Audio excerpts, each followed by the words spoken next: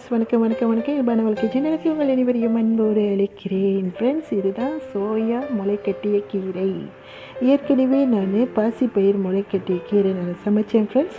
இன்றைக்கி சோயா முளைக்கட்டிய கீரை நான் சமைக்க போகிறேன். இது ரொம்ப அருமையாக இருக்கும் ஃப்ரெண்ட்ஸ். இது என்னுடைய ஃபேவரேட்டுன்னு கூட சொல்லலாம்.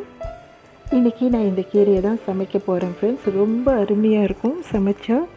இந்த கீரையை நான் இப்போ க்ளீன் பண்ணாமலே வச்சுருக்கேன் பாருங்கள் ஃப்ரெண்ட்ஸ். வேரோடு இருக்குது. இது மார்க்கெட்டில் 2 கட்டு நான் வாங்கிட்டு வந்திருக்கேன். சில வீட்டில் சொந்தமாகவே இதை முளைக்கட்டை வச்சு சமைச்சு சாப்பிடுவாங்க. அருமையாக இருக்கும் ஃப்ரெண்ட்ஸ். இப்போது நான் இன்றைக்கி இதை தான் சமைக்க போகிறேன். சில பேருக்கு தெரியாது இது என்ன முளைக்கட்டை கீரை. மோஸ்ட்லி எல்லாமே ஒரே மாதிரி இருக்கும். அதனால தான் நான் க்ளீன் பண்ணாமல் இதை உங்கள்கிட்ட காட்டிட்டு க்ளீன் பண்ணலான்னு சொல்லிவிட்டு வச்சுருக்கேன். இப்போ உங்கள்கிட்ட காட்டிட்டேன். இதை க்ளீன் பண்ணிவிட்டு உங்கள்கிட்ட காய்ச்சி நான் இந்த சோயா முளைக்கட்டிய கீரையை நல்லா க்ளீன் பண்ணிவிட்டு 2 துண்டுகளாக வெட்டிக்கிட்டேன் ஃப்ரெண்ட்ஸ். இப்படி மோஸ்ட்லி சில பேர் அதோடய வேரை தூக்கி வீச மாட்டாங்க, கழுவிட்டு அப்படியே போட்டு சமைப்பாங்க. ஏன்னா இதில் எந்த அழுக்கும் இல்லை. நல்லா க்ளீனான ஒரு கீரை தான் இது. தண்ணியிலே தான் முளைக்க வைப்பாங்க. இந்த பாருங்கள், இந்த மாதிரி நான் வெட்டி எடுத்துக்கிட்டேன். நான் இந்த மாதிரி சீசர் யூஸ் பண்ணினா ஈஸியாக இருக்கும். சம்டைம் அப்படியே கையிலே நம்ம க்ளீன் பண்ணோமா ரொம்ப லேட் ஆகும். இப்போ நான் ரெடி பண்ணி வச்சுட்டாச்சு ஃப்ரெண்ட்ஸ். எல்லா திங்ஸையும் வாங்க சமைக்கலாம். இதை நம்ம பக்கத்தி வச்சிடலாம். சிறிதளவு எண்ணெய். ஓகே, எண்ணெய் சூடேறியதும் சிறிதளவு கடுகு தாளிப்பு. இது நல்லா வெடித்து வரட்டும் ஃப்ரெண்ட்ஸ். வெடித்ததும் வெட்டி வச்ச பூண்டு, வெங்காயம். இது நல்ல பொன்னிறமாக வந்ததும் 1/4 ஸ்பூன் அளவுக்கு மஞ்சள் பொடி. மஞ்சள் வாசம் போனதும் வெட்டி வச்ச முளைக்கீரை. இந்த நேரத்தில் சிறிதளவு உப்பு. இந்த கீரையில் சோயா டோஃபு போட்டு சமைப்பாங்க ஃப்ரெண்ட்ஸ். நான் அப்படியே சமைக்கிறேன், எதுவும் போடாமல். ஃபிஷ் ஸ்டேக் கூட போட்டுக்கலாம், அருமையாக இருக்கும்.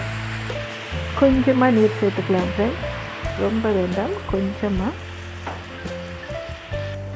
1 ஸ்பூன் அளவுக்கு நம்ம சாஸ் தீராம் சேர்த்துக்கலாம் ஃப்ரெண்ட்ஸ். இது நல்ல சுவையாக இருக்கும். ஒரு சிறிய அளவுக்கு ஒரு திக்னஸை கொண்டு வரும். கீரை நல்லா வெந்து பச்சை வாசம் போயிடுச்சு ஃப்ரெண்ட்ஸ். அடுத்ததாக வெட்டி வச்ச ஒரு சிறிய குடைமிளகாய், அப்புறம் பழுத்த மிளகாய் ஃப்ரெண்ட்ஸ். உங்கள்கிட்ட குடைமிளகாய் இல்லைன்னா நீங்கள் பச்சை மிளகாயும் சேர்த்துக்கலாம். இது நல்லா மிக்ஸ் பண்ணி விட்டுக்கலாம். அதோடு மல்லி இலை சேர்த்துக்கலாம் ஃப்ரெண்ட்ஸ். உங்கள்கிட்ட மல்லி இலை இல்லைன்னா கருவேப்பிலை கூட சேர்த்துக்கலாம்.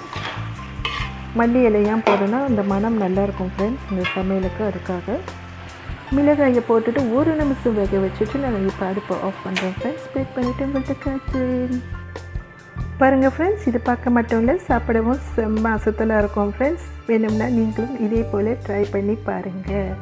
உங்கள் வீட்டில் உள்ளவங்களுக்கு வித்தியாசமாக சமைச்சு கொடுத்து சுத்துங்க. எப்படி இருந்துச்சுன்னு சொல்லிட்டு கமெண்டில் சொல்லணும். நீங்கள் ஒரு வாட்டி இந்த சமைச்சு சாப்பிட்டு பார்த்தீங்கன்னா நீங்கள் சோறுக்கு கூட வைக்காமல் அப்படியே வெறும் வாயிலேயே சாப்பிடுவீங்க. இப்படி எடுத்து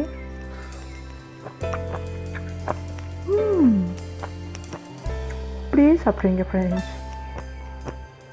நீங்கள் ஃபர்ஸ்ட் டைம் இந்த சேனலை பார்க்குறவங்களா இருந்தால் சேனலை சப்ஸ்கிரைப் பண்ணிக்கோங்க. மறந்துடாமல் பெல் பட்டன் தட்டிட்டு ஓல்ல வச்சுக்கோங்க. தேங்க்யூ ஃபார் வாட்சிங் friends. Thank you. Tata, bye bye.